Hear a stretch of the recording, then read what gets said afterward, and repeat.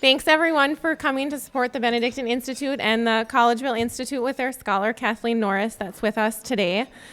I just wanted to give you a quick story, actually. I personally have had the privilege of speaking with Kathleen on a few occasions and interacting with her kind spirit and hospitality.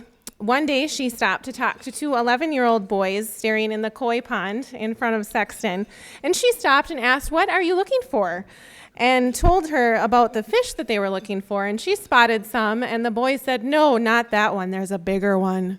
And so she continued to hunt with the boys, and I heard of this story because one of those boys happened to be my son that was here with a friend, and I mentioned to him later in the day that he was speaking with an award-winning author, and wasn't that neat? And he was very surprised to know that this kind lady that took the time out of her day to visit with him was someone who you could find her award-winning books on a bookshelf in the libraries. So he thought that that was pretty neat. Kathleen is indeed an award-winning poet, writer, and author. She is also an Oblate of Assumption Abbey in North Dakota and has been for the last 30 years, giving her a strong Benedictine perspective.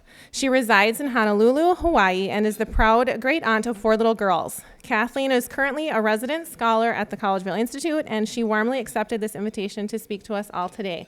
And I'm sure she can't wait to go back to Hawaii when she woke up to 9-degree weather and a couple inches of snow. But we're very happy to have you.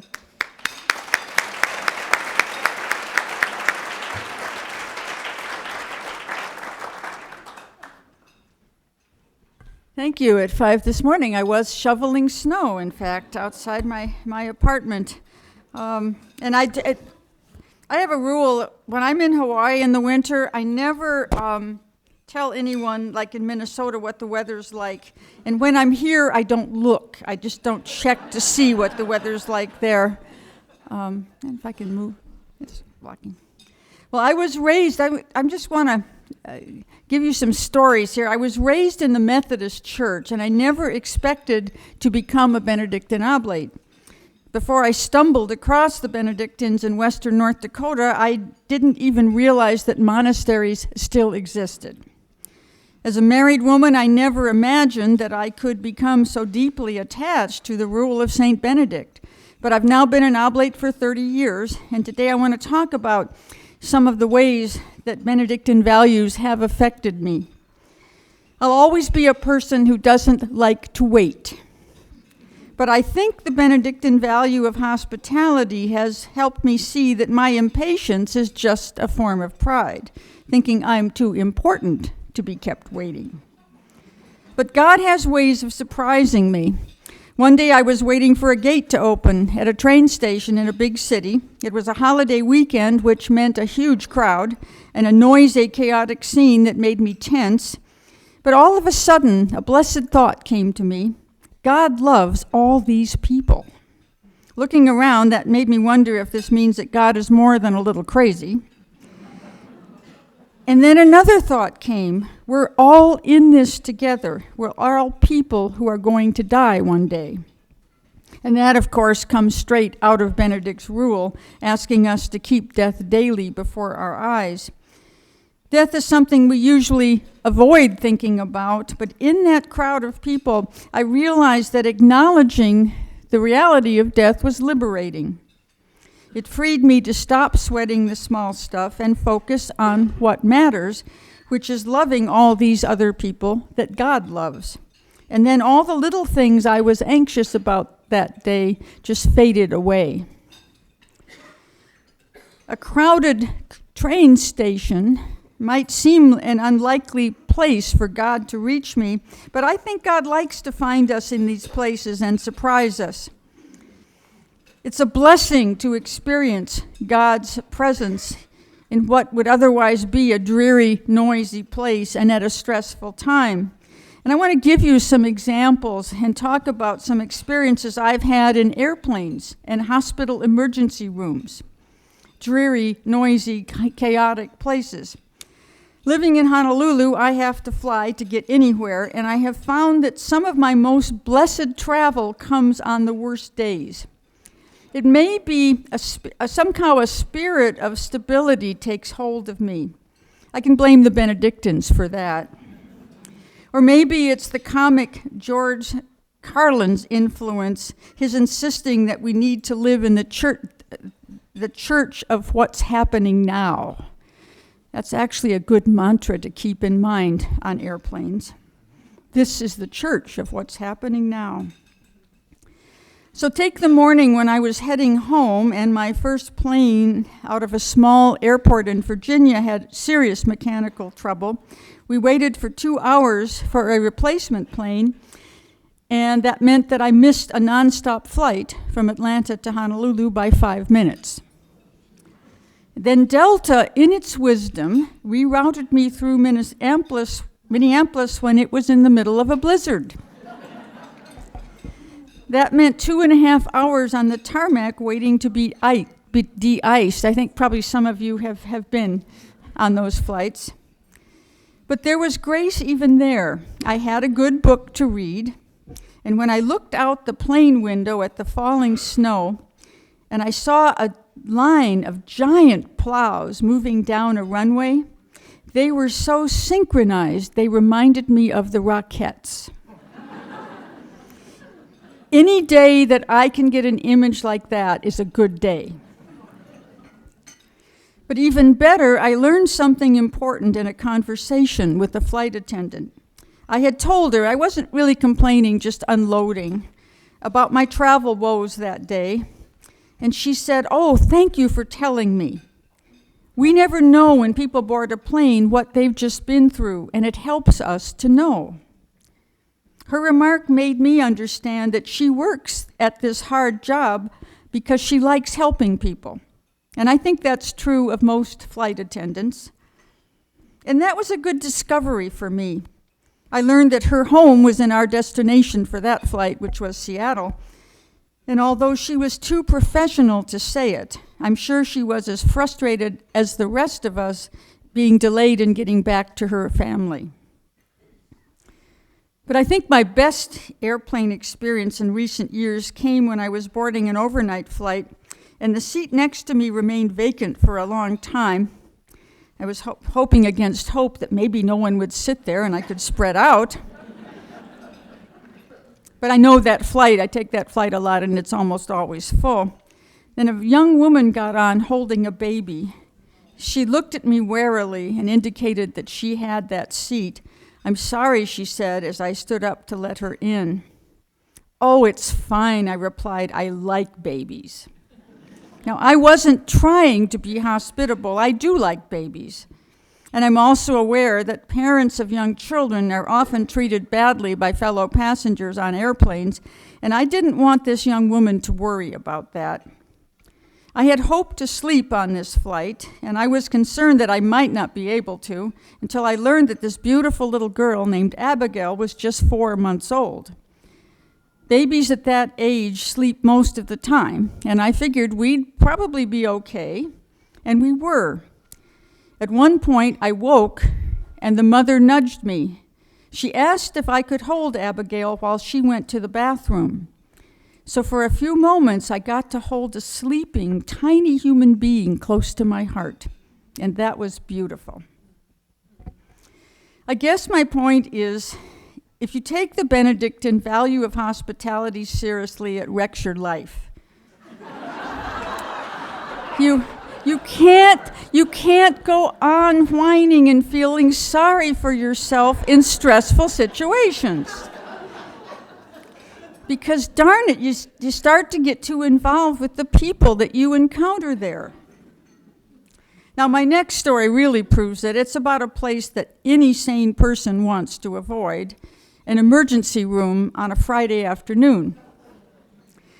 I was a visiting professor at Providence College in Rhode Island, and naturally, since I had come from Hawaii, I had been treated to the worst winter on the East Coast in 100 years, with close to 200 inches of snow. In fact, I was thinking that this morning, the last time I shoveled snow was 3 years ago in Providence.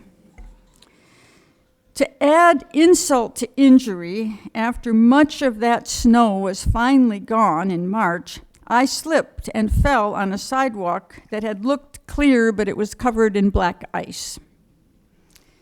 I got up with the help of two strangers who had trouble themselves keeping their balance on the ice. I was able to walk away, but I knew that I'd hurt one arm and probably needed to get it checked out. A friend from the college drove me to the ER. On entering, I saw that all the chairs were full. People were sitting on the floor, and there was a line just to get to the registration desk. I told my friend she should go home, as I knew from experience taking family members to ERs that this was going to take a long time, 6 hours at least, and probably more.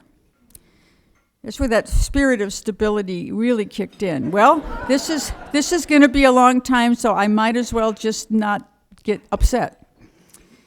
I hate that. I would much rather be upset and make a scene, but... So this was a very dispiriting scene until I got to the desk and found some remarkably amiable people. I asked the woman who took my ID, "Please don't laugh."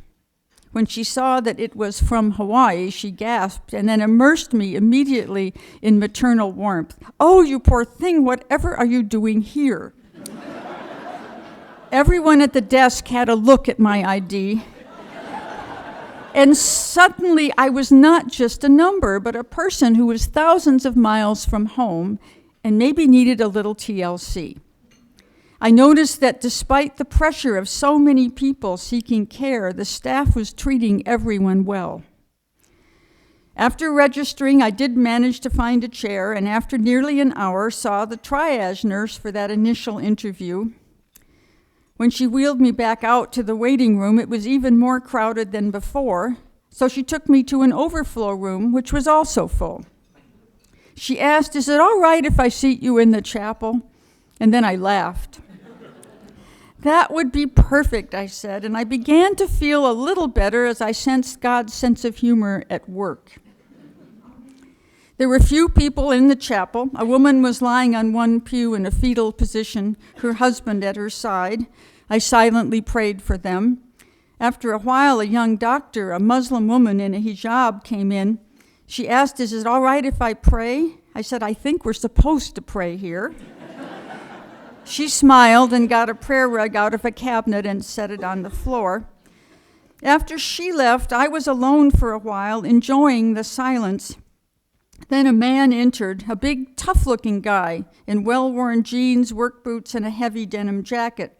He didn't sit down, but he walked around eyeing the wooden wall panels. He commented that he'd done a lot of carpentry in his life, and this was good work. I sensed that he wanted to talk, and I ended up hearing the story of his life. And over the next several hours, a stressful afternoon became a blessed one. He'd been waiting in the ER with his wife, who had finally been taken inside to see a doctor. He said that he was divorced and remarried. His first wife had gotten custody of their two children originally, but after a few years, she messed up. She and a boyfriend had gotten into trouble with drugs. He didn't want his children to go into foster care, so he asked for custody. But this meant that he had to make some major changes in his life. He'd been working as a long-haul semi-truck driver, but could not do that and raise two young children. So he had taken a job driving a city garbage truck. I told him I once had a next-door neighbor who drove a semi cross-country, and I knew what he would think of being asked to drive a garbage truck instead. He said, yeah, it was a big step down, and it was hard for him. I asked him if it had been worth it, how his kids were doing. He told me with great pride that the younger one was working part-time and had just enrolled in community college. The older one was through college working as a nurse's aide and was hoping to one day become an RN. Then he went on to say that the hardest thing the judge in his custody case had required of him was to make him go to counseling. He had deeply resented this. No way I would ever talk about my stuff with some stranger. And I replied that I knew a lot of men who would feel that way. At the first session, he said he had just sat in silence for half an hour, and the second session was about the same. But by the third session, he was curious to know why the therapist had been willing to let him sit, silently fuming, for 2 whole sessions. He asked what she was hoping to do and what did she expect from him. He was still skeptical, but he had taken a first step. I said, "I'll bet she got to you, didn't she?" And he laughed, and then he couldn't say enough about all the good these sessions had done him. He said he learned so much about himself that he felt it had all helped him to be a better parent and also a better husband to his second wife. Now, on first impression, this rough around the edges big guy was the last person you'd ever expect to sing the praises of psychology. But there it was. By the time I was called away to the inner sanctum of that emergency room about 5 hours after I'd arrived, I was feeling so good I'd almost forgotten that my left arm hurt. Good stories, good encounters can do that. The first people I saw inside were the technicians who prepped me for an x-ray, and once again I was struck by the good morale of this ER staff. Even though they were insanely busy, they were considerate of each other and their patients. I was wheeled into a treatment room, and when the doctor finally arrived, he apologized for not having a name tag. He'd been called in because of the overcrowding. He began to examine my arm, and when a nurse came in, I said, "This guy says he's a doctor, but he looks suspicious. Can you vouch for him?" They were both surprised, but they laughed. I was hoping that a little humor might relieve the stress on all of us. After the x-ray confirmed a broken elbow socket, another nurse came in with enormous pills, something like 800 grams of ibuprofen. I took one look at them and asked, "Am I old enough for this?"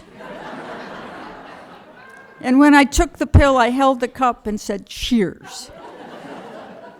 It all seems foolish now to recount this, but I believe that my refusing to be angry over waiting so long, that darn Benedictine stability, and instead making silly jokes, it served a purpose. It made us all feel a little better and maybe even made the difficult jobs these people were doing a little easier.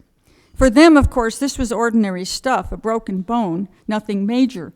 I know from my ER experience that it's the trauma patients, the people suffering from heart and respiratory problems who need and get the urgent attention. So I was relatively insignificant in the scheme of things, hard to imagine.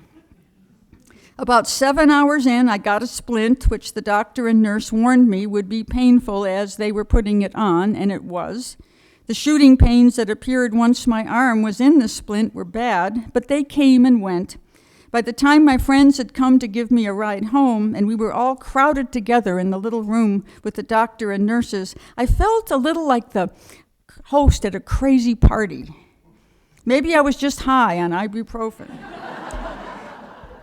I'm not crazy enough to say that I wasn't glad to finally leave that emergency room with a prescription for a painkiller and an appointment with an orthopedic surgeon. But while I was exhausted, I was also feeling pretty good. And that mood lasted into the next day. I had expected to wake up feeling awful, but I didn't. Even the bother of having my arm immobilized in a sling didn't trouble me too much. I knew the next few weeks would be a challenge. But I kept thinking about that man and all that he had done to be a better father to his children. And I'm glad that he was willing to share his story. And I kept thinking about the staff at that hospital and how even though they were seriously overworked, they treated patients and each other so well. I realized that if I hadn't had that stupid accident and gone to that ER, I would have missed out on all these encounters with all these good people. So I had to be grateful for everything. Perhaps in those long hours in the ER, I wasn't just being a fool. Somehow I had managed to become a fool for Christ. Those Benedictine values really mess with your life. When I told a friend the story about my long afternoon into night in the ER, he said, "Well, you were being a good Benedictine Oblate." And that surprised me because I hadn't seen it that way, but I think I know what he meant. I could have buried my nose in a book and ignored that man, but somehow through God's grace, I understood that he needed to talk and I needed to listen. There's a line in Benedict's rule that comes to mind: never turn away when someone needs your love. And of course, I have failed at this, and I suspect you have as well. And I know that I will continue to fail when my impatience gets the better of me. I know that one day I'll be fretting too much over my own petty concerns to care about someone who may need my attention. But at least that Benedictine value of hospitality has given me something to aim for, and just maybe I'll catch myself in time to do better. If I can just manage to not take myself too seriously and keep things in a proper perspective, remembering that our common mortality is our great equalizer, I might be able to meet people where they are, which I think is the essence of hospitality. The Benedictines have taught me that hospitality is simple, if not always easy. Hospitality calls us to pass on to others the gift we've received from a God whose unconditional love and hospitality to us is far greater than any of us can imagine. So thank you.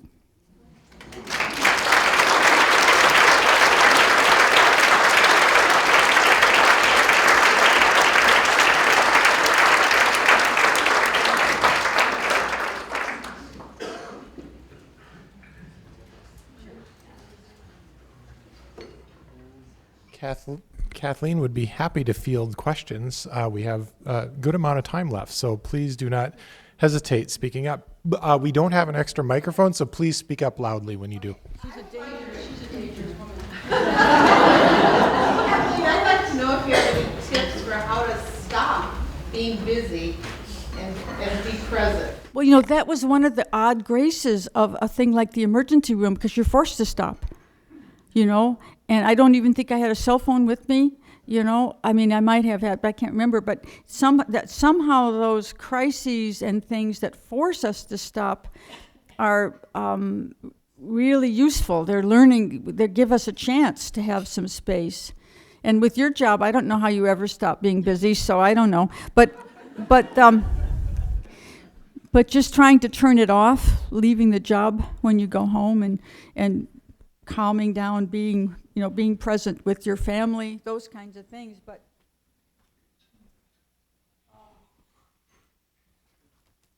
and I don't know how anybody does it at St. John's. My nickname for St. John's is the Six Ring Circus, because there's always so much going on.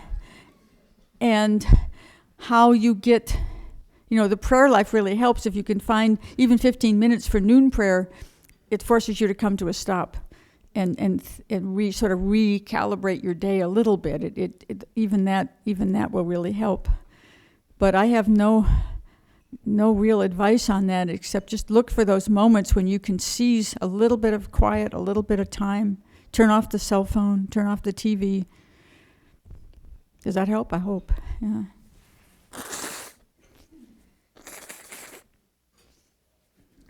The president's office is heavy on questions this morning. Kathleen, can you talk to us about what you're working on at the College Institute? Oh, well, it keeps changing. But I had my seminar this week, and this year the group has been so extremely helpful.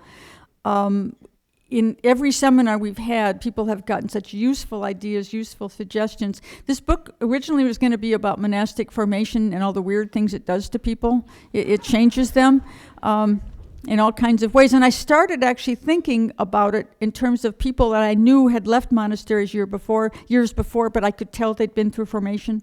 There's something indelible about changes that happen.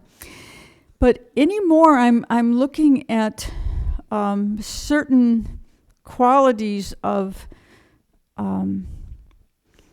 what Benedictines do and what the rest of us are called to do. And like one of the things that I'm working on right now is thinking of parents of young children as probably the most accomplished ascetics that we have in our culture. because they have to completely change their lives in order to raise young people.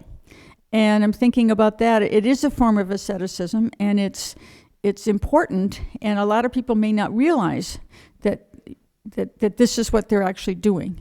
There was a thing that really astonished me. I shared it with the group this week. A woman came up to me at a conference. I'd been working a retreat center, and she was there with her husband and a little 14-month-old baby who was really a doll, but he was the messiest eater I've ever seen. I mean, food was flying all over. And she told me that in my book, Acedia, the story about the monk Paul, I think the only reference to that is in Cassian. This is kind of an obscure story. But he lived too far away to sell his baskets, but he would weave baskets all year and pray over when he was weaving them. That was his prayer life. He'd weave his baskets, and then at the end of the year, he would burn them all and start again, which I thought was an amazing story. And she said, that's my life, because 3 times a day, I go through this with my son. I feed him, then I have to wash myself, I have to wash him, his clothes, I have to wash the kitchen, and I know in a few hours I'm going to have to do it all over again.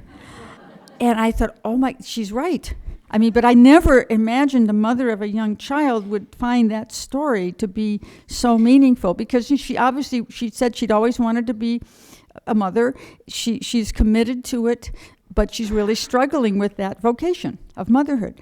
And so there are things like that I'm going to try to tap into that are around us in the culture, but they also really do reflect Benedictine values and like Benedictine history. Like this goes all the way back. That story of Abba Paul goes all the way back to the 5th century.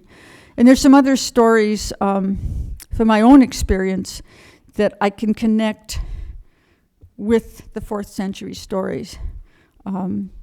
There's one, this isn't my experience, but a monk told me about this. This guy's been a monk for about 40 years, and so this happened when he was still a novice. But he'll tell this story to anyone who listens, because when he was studying with a monk who's got kind of a gruff exterior and everything, he fell asleep while the guy was lecturing him. Because novices get pretty busy, they have a lot of jobs. He fell asleep and he woke up and the guy was gone. His teacher was gone. He panicked, thinking, oh my God, they're going to send me home, it's all over. So he went up to apologize to this monk, and he just shrugged and said, oh, I guess you needed the rest. Nothing, no big deal. There's a story in the 4th century of monks who are approaching one of the abbas, and they say, oh, what should we do about this guy who's always falling asleep in choir? And the old monk replies, well, when that happens to me, I just put his head on my lap and let him sleep. So, there's that. Some of these stories can really connect from the 4th century to the 21st, an act of real kindness. So that's what I'm playing with right now, and so the book has taken about 3 or 4 different forms, and it's mostly been driving me crazy, but I think now I finally see a way to kind of proceed with it. So,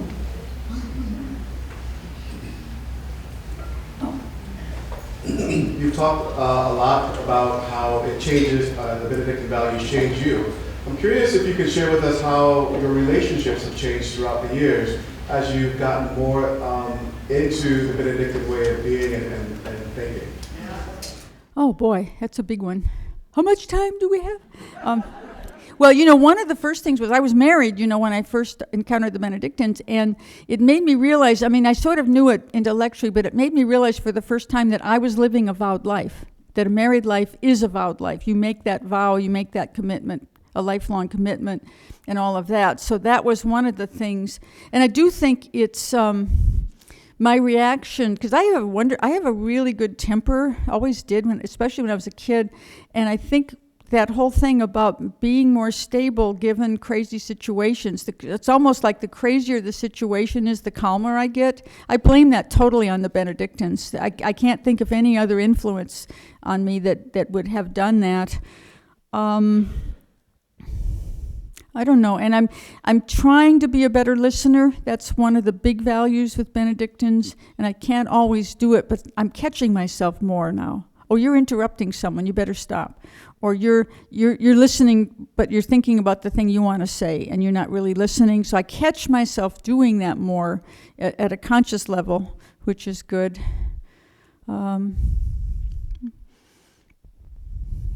Guess that's it. Maybe yeah. What is the most challenging Benedictine value for you? And can you tell us why it is so? When I'm all by myself and I don't have a community to pray with, to really pay attention to prayer. I use Give Us This Day from Lit Press. I use Give Us This Day, but there are days when I just walk by and just want to ignore it, and forcing myself, because I don't have a community to pray with. And so, kind of forcing myself to slow down. Yes, you do have time to say these prayers, and you can say them out loud and do them slowly and not just race through them. That's probably the biggest challenge. I've never had much obedience, so I'm kind of glad I'm not in a monastery, because that wouldn't be pretty.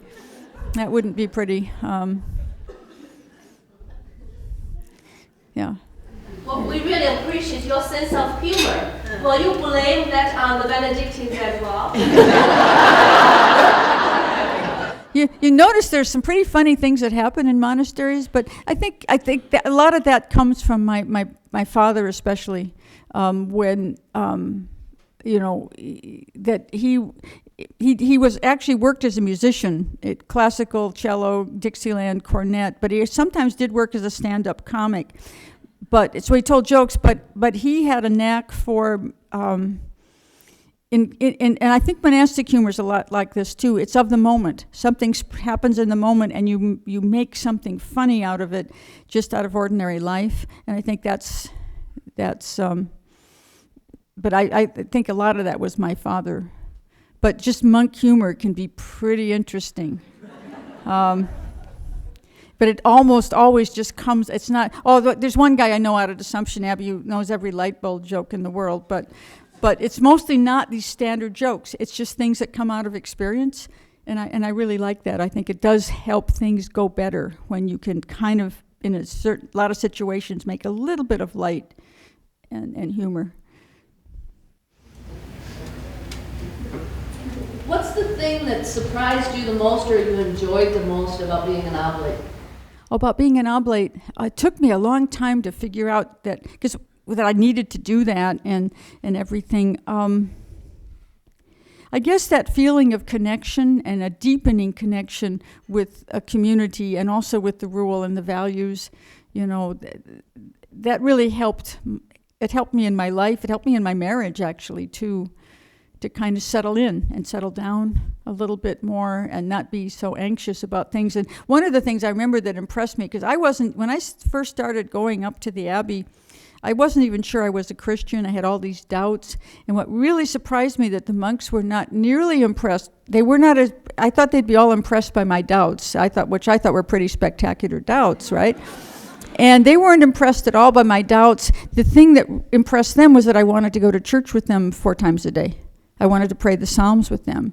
He said, stay with that and see what that does, kind of thing. That attitude about religion, that it's not a head trip, it's not those things, it's doing these things, living it out. It's a way of life. And that was a real revelation to me. And I think that's kind of, so becoming an oblate just became an extension of that.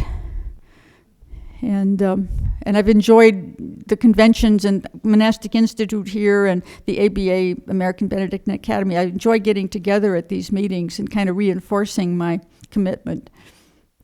Yeah, Carla. Uh-oh. You acknowledge that your current project has already moved through 3 to 4 iterations. Could you talk a little bit about your process of taking an original idea and then moving it to a hardcover book? Yeah, often this has been a hard one because with most of my books I've had a little bit more of a clear idea. I knew I wanted to write about Western Dakota. Once I spent some time here, I knew I had to write about the crazy Benedictines, so that ended up as the Cloister Walk. But this one, I had a vague notion. It was a little bit vaguer, and so it's partly I'm working on it. My editor she's like a spiritual amma for me, a mother. She's sort of steering me in certain ways, and then the group here has really helped me helped me form it. This book is probably more a communal effort than anything I've ever done. Because often I have had a pretty clear idea of what I want to do. And I started out thinking I wanted to write about formation, but now it's turned into something quite different. It's a different process for me. And once I really get started and writing, which I hope to do in the next month, and then my editor will still be steering me in different ways. This works, this doesn't work. Maybe you could amplify that, or maybe you could maybe make this shorter. So it's a process, but and I think in some ways it changes with every book, but this has been more complex than most. The research for Acedia took me 21 years, so that was difficult. I was actually starting to work on Acedia when I was writing Dakota, because just trying to get everything I could get my hands on, there's not a lot of material about it, and so that was a different process. So it seems to change with every book. How do you integrate hospitality with perhaps a prophetic call in the church to call out people to justice? How does hospitality relate to that? Boy, I don't know. I've been listening to Jeremiah with the monks almost every morning, and that's not too hospitable there. It's pretty grim images. I don't know, and I think if you're a prophet, you're the last person to know it, really. Other people have to tell you if you are. If people who are self-proclaimed prophets usually aren't. I mean, they're just, they're not. So I don't know. And again, it's very much like writing. You write a book and you think, who in the world is going to want to read this? And then readers will write to you or talk to you, and you realize it's done all these things that you can't control. You have no control over it, that you had no idea that somebody would respond that way. Like that young woman picked on that one little story about Abba Paul. And it's just amazing, the ways that your own words will come back to you that you never could have planned for, you never could have foreseen. That's one of the great things I think about writing. It's great. The reader really takes it and completes it and runs with it. It's really good. Well, these are wonderful questions. Oh, we got our coaches coming up here. The referee. We do have time if anybody else has another question. One more? Okay. Okay, thank you.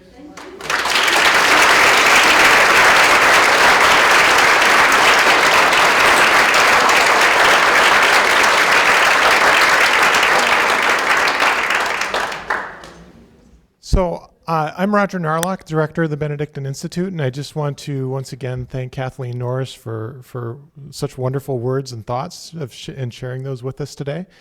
I also want to thank the Collegeville Institute for loaning Kathleen to the Benedictine Institute for a day. Thank you all for coming. And I do want to point out that Anne Jonas from the library brought a table full of Kathleen's books, 20% off. And she'll be sticking around for a while if you want to purchase any. And I'm sure Kathleen would be happy to write something in the front of it. So with that, finish up the last of your cookies and a friendly hi and goodbye to everybody around you, and have a great rest of the day.